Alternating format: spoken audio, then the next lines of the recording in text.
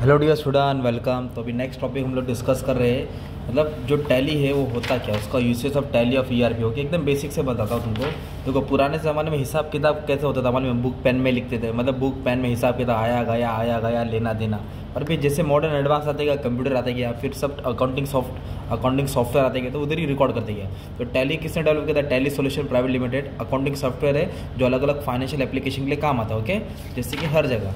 तो फिर इसमें एडवांस क्या है? Tally ERP. ईआरपी का मतलब होता है एंटरप्राइज रिसोर्स प्लानिंग। मतलब जो हम लोग काम पहले मैन्युअली करते थे, मैन्युअली मतलब खुद से करते थे, अब सब ऑटोमेटिक हो गया, मतलब सब कंप्यूटराइज हो गया। तो ये एंटरप्राइज रिसोर्स प्लानिंग मतलब सब बिजनेस को हम लोग कंप्यूटराइज ऑपरेट कर रहे हैं, रिकॉर्डिंग ट्रांजेक्शन है ना। तो ये बहुत पॉपुलर बिजनेस का मैनेजमेंट टूल है। ओके, तो जिसमें क्या क्या आता है पहले अभी हम लोग डायरेक्ट फायदा पढ़ेंगे। ओके, तो क्या दिया है जो टैली ईआरपी कहाँ काम आता है? सबसे पहली बात तो अकाउंटिंग के लिए काम आता है, राइट। जो भी फाइनेंशियल स्टेटमेंट है कि book keeping, accounting record, bill wise, date wise record करना, पैसा आना जाना, रिसीवेबल, पेबल, बैंक का रिकंसिलिएशन स्टेटमेंट, अकाउंटिंग के लिए टैली का ईआरपी काम आता है। फिर टैक्सेशन के लिए काम आता है। टैक्सेशन बोलते हैं जीएसटी, कितना जीएसटी का अमाउंट कलेक्ट करना है या पे करना है। टीडीएस, कितना टैक्स डिडक्टेड सोर्स है, टैक्स कलेक्ट कितना करना है। वैट जो पहले काम आता था, सीएसटी है ना, सीएसटी सेंट्रल सेल्स टैक्स, तो ये सब टैक्सेशन के लिए काम आता है टैली ईआरपी रिकॉर्ड करने के लिए।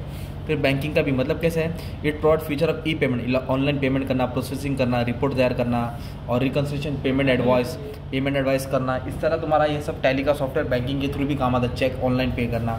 सेल्स मैनेजमेंट मतलब it provide sales related information, मतलब कितना माल ऑर्डर किया है, कितना टाइप का स्टॉक निकल गया, कितना क्वेरी आया, कितना कोटेशन आया, क्या प्राइस है, क्या डिस्काउंट है, कितना रोकड़ा गया, कितना क्रेडिट गया है। ओके, परचेस मैनेजमेंट, कौन सा माल खरीदना, कितना ऑर्डर आया, फिर कौन से माल खरीदे, क्या खर्चा है। तो ये सब के लिए ईआरपी काम आते हैं। Enterprise resource planning.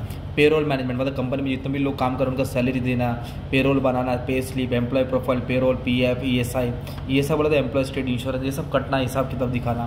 फिर मैन्युफैक्चरिंग जॉब मतलब it provide information related to raw material, कौन से चीज़ मतलब कौन से प्रोडक्ट को कितना रॉ मटेरियल लगता है, कैसे फिनिश होता है। डब्ल्यूआईपी मतलब कितना अभी वर्क इन प्रोग्रेस तैयार मतलब रेडी है, गोडाउन में कितना माल रखा है, तो मैन्युफैक्चरिंग काम आता है। इन्वेंट्री बोले तो स्टॉक को मेंटेन करना, स्टॉक को क्लासीफाई करना, महंगा सस्ता एडवांस है ना, तो ये सब बैच वाइज डिवाइड करना है। इंटरनेट को तो ईमेल प्रोसेस सपोर्ट करना, फिर डेटा को एक्सचेंज करना, रिपोर्ट करना, सिक्योर करना, स्टोर करना, ट्रांसमिट करना।